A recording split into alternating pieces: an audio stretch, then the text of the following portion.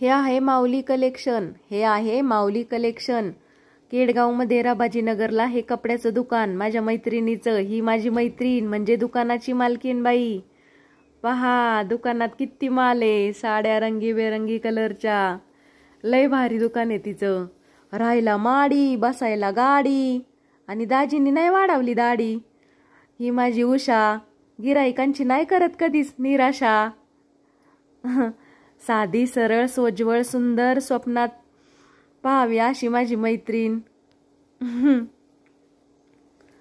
कोणतं गिराईक येऊ द्या मैत्रिणीच करून टाकते. बघा किती प्रकारच्या साड्या आहेत, किती कलरचे आहेत. लय मस्त गच्च भरलंय दुकान तिचं. माऊलीची आहे तिला तिच्यावर कृपा. माऊलीची करते सेवा आणि कष्टाचाच खाते मेवा. हा.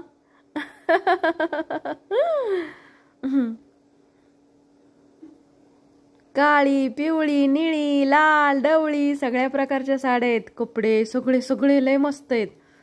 दुकान असं गच्च भरलंय. किती छान आहे. आपला लांबा कलर. ताईंनी कशी साडी घातली पिवळ्या कलरची. पुरींची लगबग चालली, हा ड्रेस घेऊ का ती ड्रेस घेऊ, काय करू, ही साडी दाखवा ताई, ती साडी दाखवा. साडी पाहायला आल्या ना तरी बाया साड्या घेऊनच जातात. आणि विशेष म्हणजे 11 11:30 वाजले पण तरी दुकान चालूच राहतंय. म्हणजे किती छान माल असन बघा.